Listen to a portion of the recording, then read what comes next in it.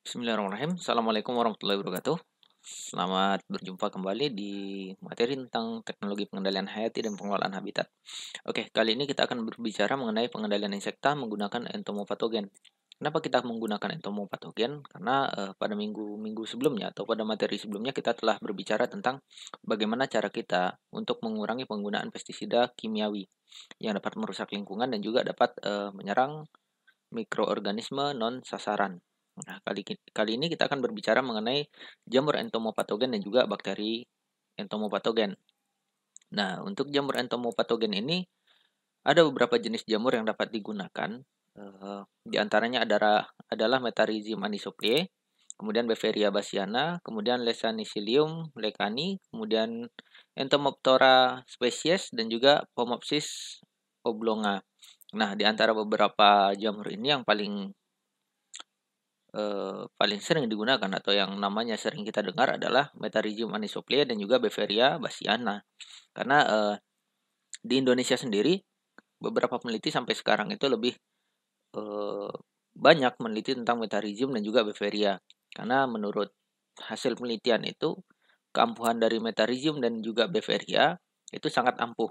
Tetapi jangan eh, jangan terlalu bergantung dengan dua jenis jamur ini. Kita sebagai akademisi, sebagai peneliti, dan juga sebagai masyarakat, kita juga harus mencari alternatif dari Metarhizium dan juga Beveria bassiana ini. Jadi kita harus mengembangkan berbagai jamur atau entomopatogen lain yang kita ketahui atau yang mungkin tampak di alam dan bisa kita gunakan sebagai entomopatogen. Nah, kita masuk ke cara kerja jamur. Untuk tahapan cara kerja jamur ini secara umum, yang pertama biasanya ini spora akan menempel atau terbawa oleh angin maupun oleh kaki dari serangga ataupun dari hewan-hewan yang ada di sekitar hingga pada akhirnya spora ini menempel di bagian tubuh serangga. Nah, kalau sudah menempel spora ini di bagian tubuh serangga, itu biasanya kalau sudah bertemu air atau uap air atau apapun yang dapat menyebabkan spora berkecambah, itu sporanya akan berkecambah. Kemudian setelah berkecambah itu ada hifa kecil yang akan tumbuh, itu akan membentuk apresorium atau stakel. Nah, apresorium ini adalah gumpalan dari hifa tadi yang memberikan pressure kepada jaringan luar dari serangga ini, sehingga nanti jaringan dari serangga ini yang ditempeli oleh apresorium ini akan menjadi lebih lunak atau diserang oleh hifa tadi. Atau juga dapat membentuk stakel. Jadi nanti stakel itu seperti bajak kecil. Jadi nanti ujung hifa itu akan meruncing dan akan menembus jaringan dari tubuh serangga tersebut. Nah, ada apresorium dan juga stakel di antaranya itu. Kemudian setelah nanti jaringan ini lunak, hifa itu akan masuk, kemudian melakukan penetrasi. Setelah penetrasi ini berjalan, itu sambil mengeluarkan senjata kimiawinya. Jadi senjata kimiawi ini bisa enzim, bisa toksin, bisa juga hormon-hormon lainnya yang dapat merusak atau mendegradasi jaringan luar dari serangga ini. Nah, setelah masuk, hifa tadi akan berkembang di dalam tubuh jamur. Berkembang tumbuh, dia akan mendegradasi jaringan tubuh dari serangga tersebut. Nah, seperti tadi saya sampaikan bahwasanya apabila mereka ingin mendegradasi jaringan tubuh dari serangga ini, mereka akan menggunakan patogen weaponry. Patogen weaponry ini diantaranya adalah toksin tadi, untuk merusak jaringan dari si serangganya. Kemudian ada enzim, misalnya kitinase yang dapat mendegradasi kitin. Kemudian juga growth hormone atau hormon tumbuh. Nah, ini dapat merangsang percepatan pertumbuhan sel sehingga pertumbuhan sel ini menjadi kurang bagus dan menjadi sedikit kacau sehingga nanti setelah jaringan-jaringan ini hancur itu akan diserap oleh hifa-hifa itu untuk pertumbuhan dari jamurnya sendiri. Kemudian setelah tubuh serangga ini menjadi rusak atau terdegradasi, itu akan diserap sendiri oleh jamur dan pada akhirnya serangga ini akan mati. Nah, dan pada akhirnya setelah serangga ini mati, itu jamur akan membentuk struktur tahannya atau spornya sehingga nanti spor ini akan berkembang lagi di alam dan dapat tumbuh, hinggap dan tumbuh pada serangga lainnya. Nah, ini beberapa contoh, di antaranya adalah penggunaan Metarhizium anisoplie. Ini pada serangga atau pada hama Spodoptera litura. Nah, ini pada akhirnya pada Spodoptera litura ini semua tubuh Spodoptera litura ini dipenuhi oleh spora dari jamur Metarhizium sendiri. Nah, kenapa bentuk Spodoptera litura ini sudah mengempis? Karena bagian dalam dari Spodoptera litura ini, kalau kita lihat gambar yang atas sebelah kanan ini, itu sudah hancur di bagian dalamnya. Semua bagian dalamnya itu sudah diserap, sehingga nanti bagian dalam itu hanya ada jamur, masih ada bentuknya sedikit, jadi masih seperti jamur. Sedangkan bagian luarnya itu sudah eh, sedikit coklat kehijauan, karena itu ditumbuhi oleh Metarhizium sendiri. Kemudian gambar yang bawah ini dapat kita lihat bahwa Metarhizium subspesies di sini menyerang Stibaropus, sehingga nanti bagian tubuhnya itu dipenuhi juga oleh spora-spora yang ada.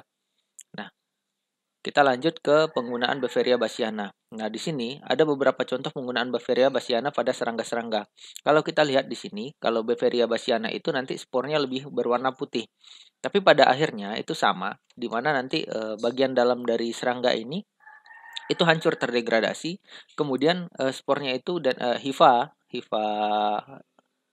yang akan mengeluarkan spornya itu akan keluar dari bagian-bagian serangga yang tidak terlalu keras atau pada jaringan-jaringan lunaknya. Nah, pada akhirnya dia akan mengeluarkan spora-spora di situ, dan spora ini akan terbawa oleh angin atau bisa dibawa oleh hewan lain menempel pada kakinya sehingga diterbangkan di atas. Nah, ini nanti akan menyebar sendiri di alam. Nah, ini penggunaan Lecanicilium lecani ini tampak berwarna putih ya. Berwarna putih, tetapi serangganya itu sudah sangat kecil dan hancur.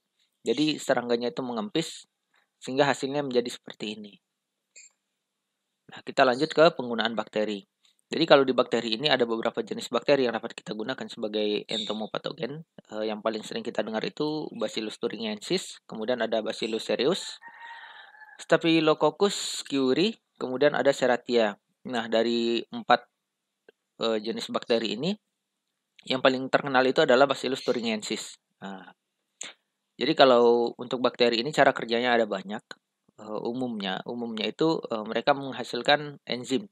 Tapi untuk Bacillus thuringiensis ini ada kekhususan di mana bakteri ini akan mengeluarkan kristal-kristal protein yang bersifat membunuh serangga. Jadi nanti spornya ini juga untuk pertumbuhannya ini akan mengeluarkan kristal protein.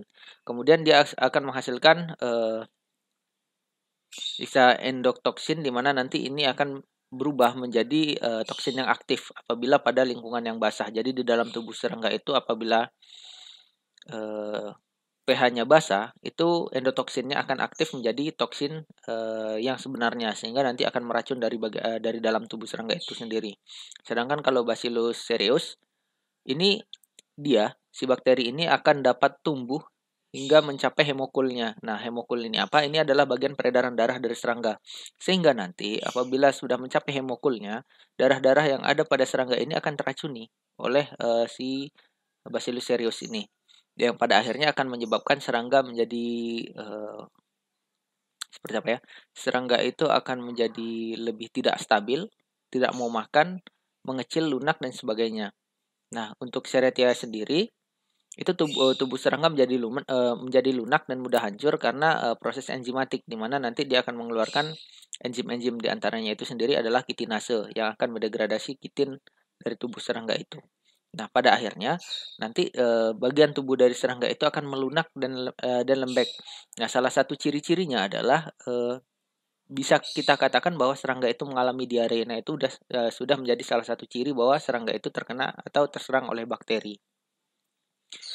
Nah, kalau untuk Bacillus thuringiensis sendiri, tadi kita sudah sampaikan bahwasanya dia akan membunuh atau dapat mengeluarkan kristal yang bersifat membunuh.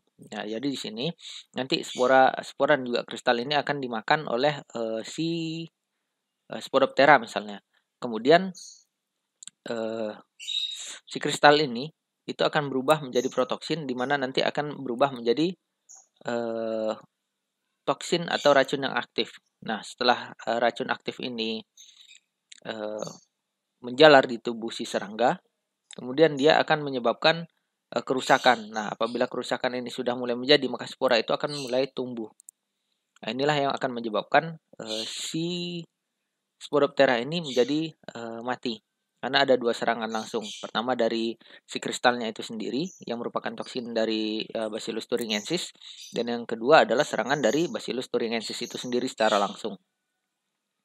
Kemudian untuk Ceratiae sendiri ini dapat kita lihat dari gambar yang sebelah kanan. Ini ada kontrol 36 jam setelah inokulasi dan 60 jam setelah inokulasi. Dapat kita lihat di sini bahwasanya ada perubahan. Jadi 36 jam setelah inokulasi itu dia akan berubah menjadi sedikit lebih kaku, di mana tidak bisa bergerak. Kenapa dia tidak bisa bergerak? Karena bagian tubuhnya itu sudah didegradasi.